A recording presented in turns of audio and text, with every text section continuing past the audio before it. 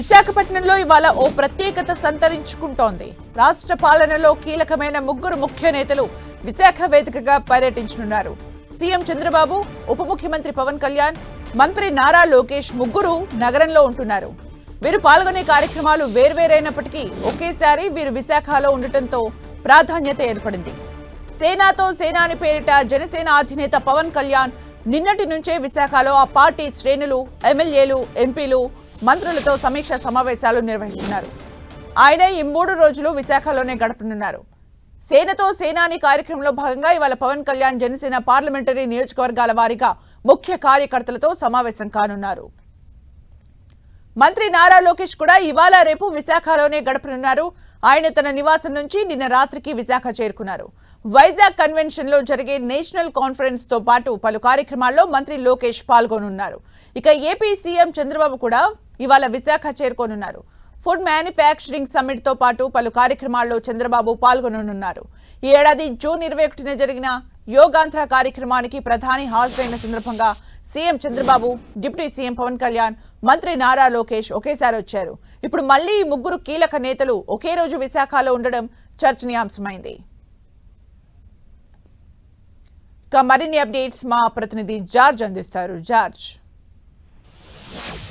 విశాఖలో ముగ్గురు నేతలు సైతం కూడా బిజీగా గడుపుతున్నారు. ఇప్పటికే విశాఖకు చేరుకున్న జనసేన అధినేత పవన్ కళ్యాణ్, అలాగే నారా లోకేష్ సైతం కూడా తమ షెడ్యూల్ లో బిజీగా ఉండడం జరిగింది. ఇప్పటికే జనసేన అధినేత పవన్ కళ్యాణ్ సైతం కూడా విశాఖకు చేరుకొని కార్యకర్తలతో, అలాగే మంత్రులు, ఎమ్మెల్యేలు, ఎంపీలతో సైతం కూడా భేటీ నిర్వహించారు. నేడు పార్లమెంటు స్థాయి సమావేశాలు సైతం కూడా నిర్వహించనున్నారు. జనసేన పార్టీని ప్రజల్లోకి ఏ విధంగా తీసుకువెళ్ళాలి, మనం సాధించిన విజయాలు ప్రజలకు ఏ విధంగా తెలపాలి అనే దాని మీద వారితో మాట్లాడడం జరుగుతుంది. అంతేకాకుండా కార్యకర్తలను సైతం కూడా అయితే జనసేన అధికారంలో లేనప్పుడు ఎవరైతే ఎక్కువగా పార్టీ కోసం కృషి చేశారో వాళ్ళందరినీ కూడా సన్మానించే కార్యక్రమాలు సైతం కూడా చేపట్టాలని నిర్ణయించడం జరిగింది. పలు కీలక నిర్ణయాలు సైతం కూడా తీసుకునే అవకాశం కనిపిస్తుంది. 30వ తేదీన ఒక బహిరంగ సభను సైతం కూడా ఏర్పాటు చేశారు. దానికి సంబంధించి 3 రోజుల పర్యటన నిమిత్తం పవన్ కళ్యాణ్ సైతం బిజీగా ఉన్నారు. అలాగే మంత్రి నారా లోకేష్ సైతం కూడా విశాఖకు చేరుకున్నారు.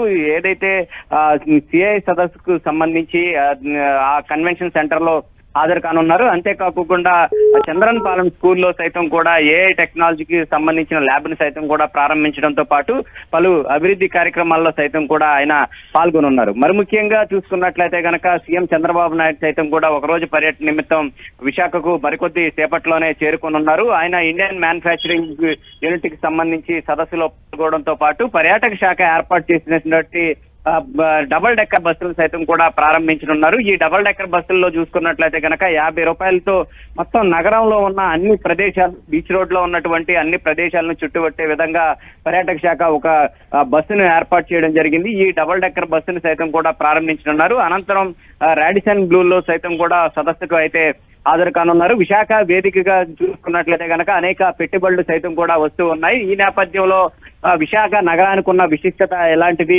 నగరంలో పెట్టుబడులు పెట్టే వారికి ఎలాంటి ప్రోత్సాహకాలు అనేవి అందిస్తామనే దాని మీద సైతం కూడా చంద్రబాబు నాయుడు ఏదైతే అక్కడ ఉన్న పెట్టుబడిదారులకు సైతం కూడా ఆయన వివరించే ప్రయత్నం అయితే చేయనున్నారు. మొత్తం మీద చూసుకున్నట్లయితే కనుక ఈ ముగ్గురు కీలకమైన నేతలు సైతం కూడా విశాఖలోనే ఉండడం అంతా కూడా చర్చనీయంగా మారిన పరిస్థితి అయితే కనిపిస్తూ ఉంది.